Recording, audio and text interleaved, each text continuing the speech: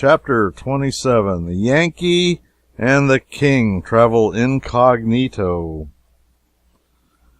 About bedtime, I took the King to my private quarters to cut his hair and help him get the hang of the lowly raiment he was to wear.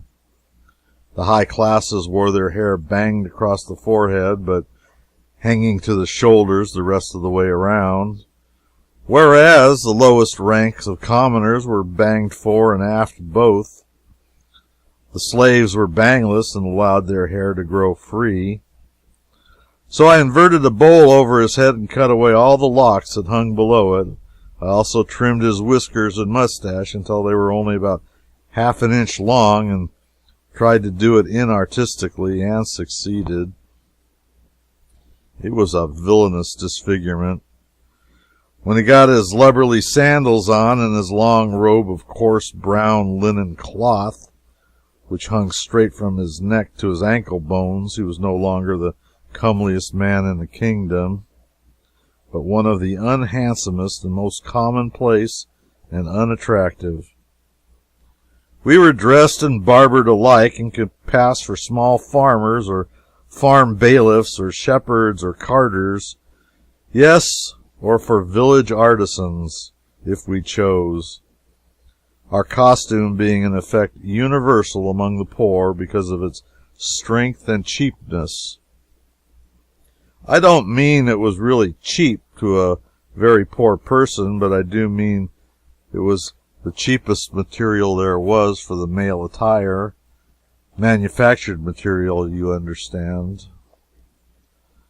We slipped away an hour before dawn, and by broad sunup had made 8 or 10 miles, and were in the midst of a sparsely settled country.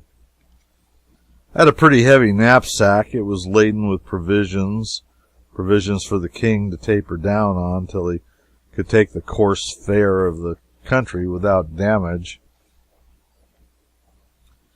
I found a comfortable seat for the King by the roadside, and then gave him a morsel or two to stay his stomach with.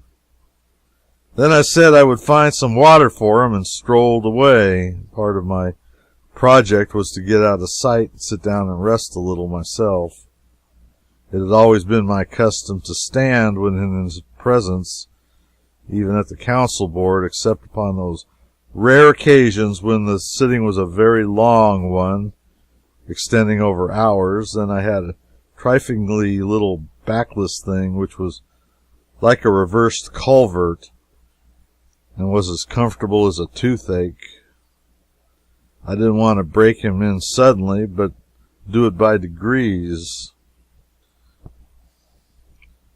We should have to sit together now when in company, or people would notice, but it would not be good politics for me to be playing equality with him when there was no necessity for it. I found the water some 300 yards away, and had been resting about 20 minutes when I heard voices. That's all right, I thought. Peasants going to work, nobody else likely to be stirring this early. But the next moment these comers jingled into sight around the turn of the road, smartly clad people of quality, with luggage mules and servants in their train. I was off like a shot through the bushes by the shortest cut. For a while it did seem that these people would pass the King before I could get to him, but desperation gives you wings, you know, and I canted my body forward, inflated my breast, and held my breath and flew. I arrived in plenty good time, though. Pardon, my King, but it's no time for ceremony. Jump! Jump to your feet. Some quality are coming. Is it a marvel? Let them come. But, my liege, you must not be seen sitting. Rise and stand in humble posture while they pass. You are a peasant, you know. True, I'd forgot it, so lost was I in planning on a huge war with Gaul. He was up by this time, but a farm could have got up quicker. If there was any kind of a boom in real estate, and right, so a thought came randomly athwart his majestic dream, the which, A humbler attitude, my lord the king, and quick, duck your head, more, still more, droop it. He did his honest best, but, Lord, it was no great things. He looked as humble as the leaning tower at Pisa. Is the most you could say of it. Indeed, it was such a thundering poor success that it raised wandering scowls all along the line, and the gorgeous flunky at the tail end of it raised his whip, but I jumped in time and was under it when it fell, and under cover of the volley of hoarse laughter which followed. I spoke up sharply and warned the king to take no notice. He mastered himself for the moment, but it was a sore tax. He wanted to eat up the procession. I said it would end our adventures at the very start, and we, being without weapons, could do nothing with that armed gang. If we are going to succeed in our emprise, we must not only look the peasant, but act the peasant. It is wisdom, none can gainsay it. Let us go on, Sir Boss. I will take note and learn, and do the best I may. He kept his word. He did the best he could, but I've seen better. If you've ever seen an active, heedless, enterprising child going diligently out of one mischief and into another all day long, and an anxious mother at its heels all the while, and just saving it by a hair from drowning itself or breaking its neck with each new experiment, you've seen the king and me. If I could have foreseen what the thing was going to be like, I should have said, no, if anybody wants to make his living exhibiting a king as a peasant, let him take the layout. I can do better with a menagerie and last longer. And yet, during the first 3 days, I never allowed him to enter a hut or other dwelling. If he could pass muster anywhere during his early novitat, it would be in small inns on the road, so to these places we confined ourselves. Yes, he certainly did the best he could, but what of that? He didn't improve a bit that I could see. He was always frightening me, always breaking out with fresh astonishers in new and unexpected places. Toward evening on the second day, what does he do but blandly fetch out a dirk from inside his robe. Great guns, my liege, where did you get that? From a smuggler at the inn yester-eve.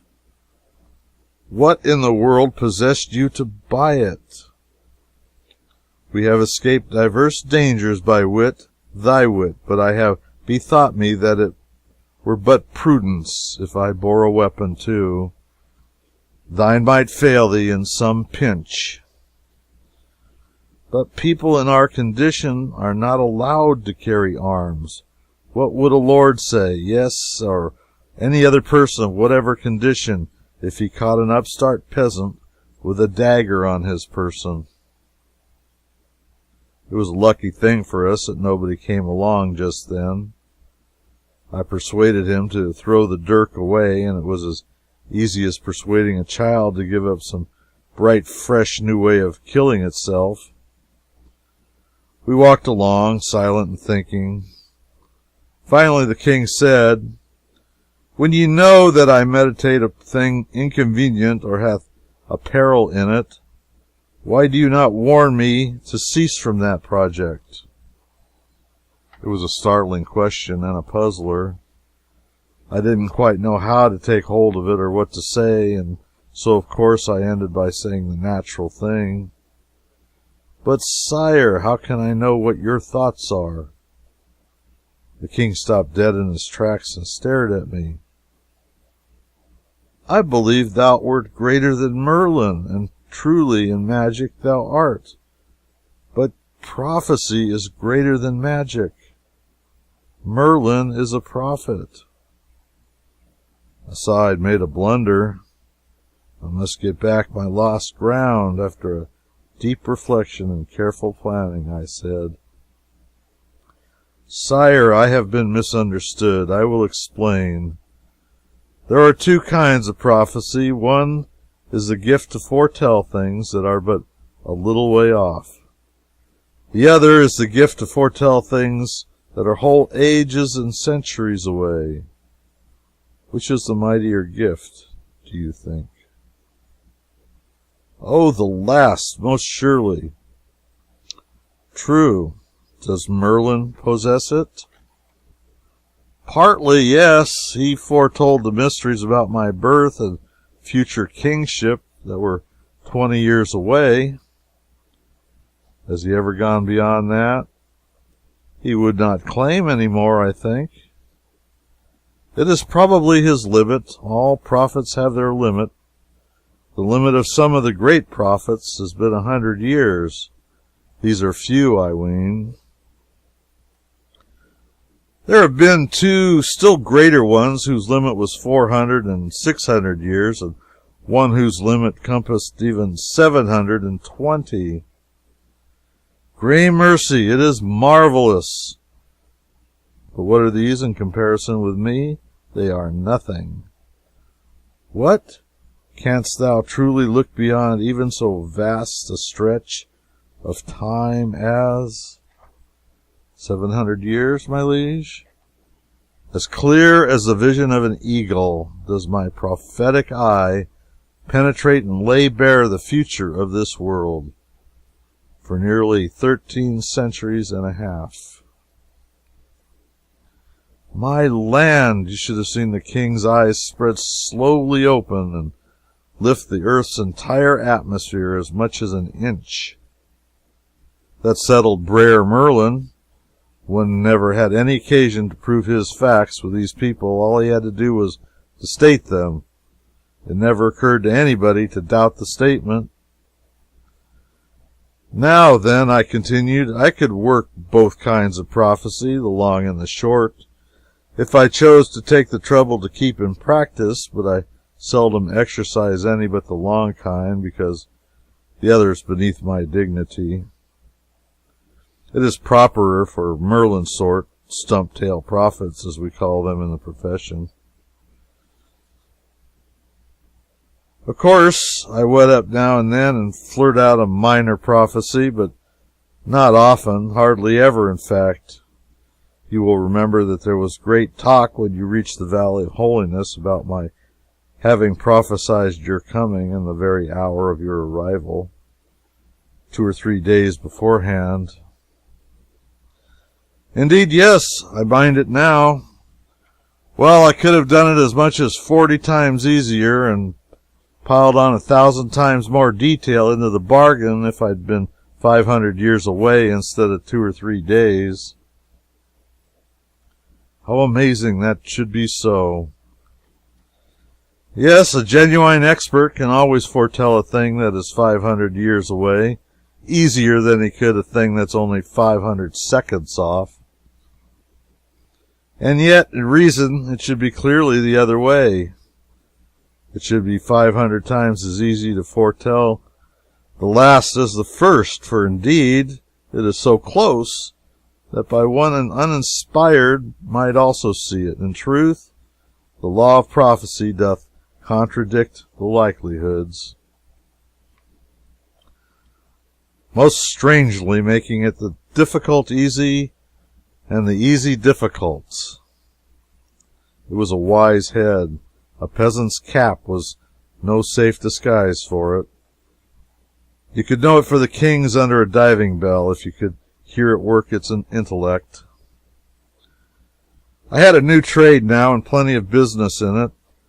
The king was as hungry to find out everything that was going to happen during the next 13 centuries as if he were expecting to live in them. From that time out, I prophesied myself bald-headed, trying to supply the demand. I have done some indiscreet things in my day, but this thing of playing myself for a prophet was the worst. Still, it had its ameliorations. A prophet doesn't have to have any brains. They are good to have, of course, for the ordinary exigencies of life, but they are of no use in professional work. It is the restfulest vocation there is.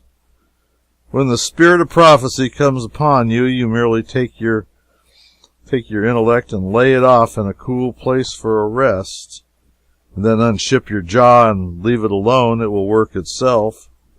The result is prophecy. Every day a knight errant or so came along, and the sight of them fired the king's martial spirit every time. He would have forgotten himself, sure, and said something to them in a style a suspicious shade or so above his ostensible degree, and so I always got him well out on the road in time.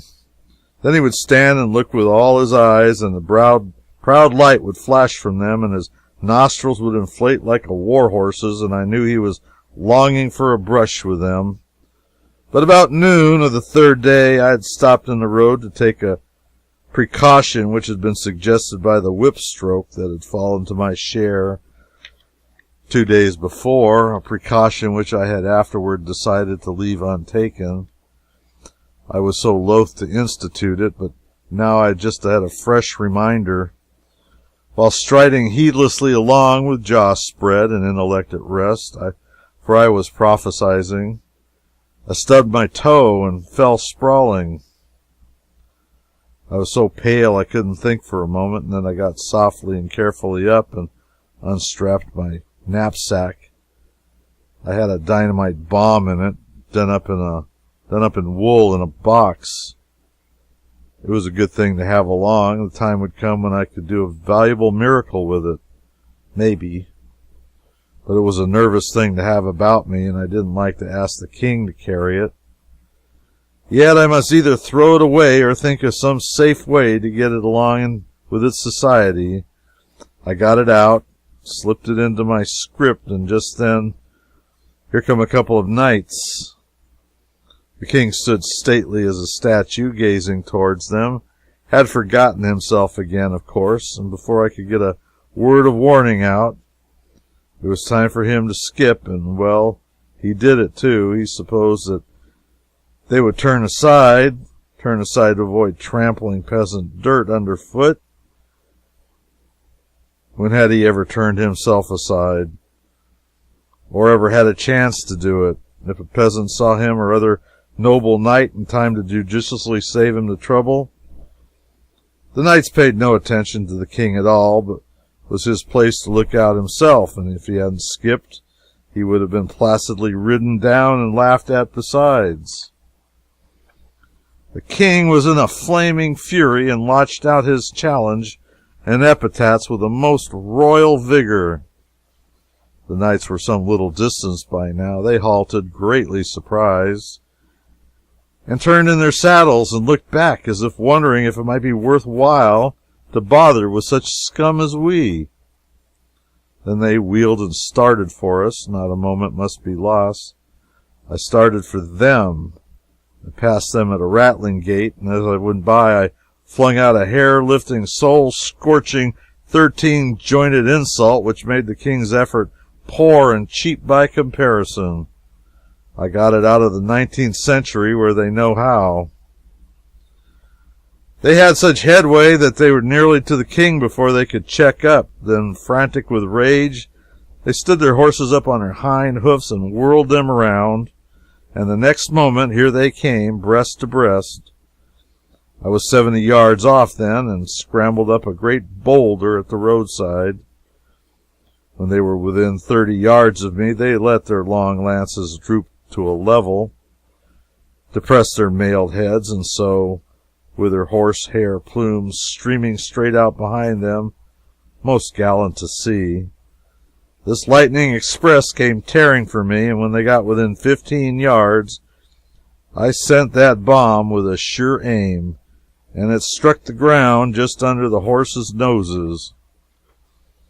Yes, it was a neat thing, very neat and pretty to see. It resembled a steamboat explosion on the Mississippi, and during the next 15 minutes we stood under a steady drizzle of microscopic fragments of knights and hardware and horseflesh.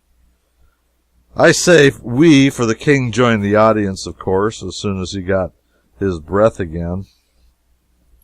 There was a hole there which would afford a steady work for all the people in that region for some years to come and trying to explain it. I mean, as for filling it up, that service would be comparatively prompt and would fall to the lot of a select few peasants of that seigneury, and they wouldn't get anything for it either. But I explained it to the king myself. I said it was done with a dynamite bomb. This information did him no damage because it left him as intelligent as he was before. However, it was a noble miracle in his eyes and was another settler for Merlin. I thought it well enough to explain that this was a miracle of so rare a sort that it couldn't be done except when the atmospheric conditions were just right. Otherwise, we would be encoring it every time we had a good subject, and that would be inconvenient because I hadn't any more bombs along.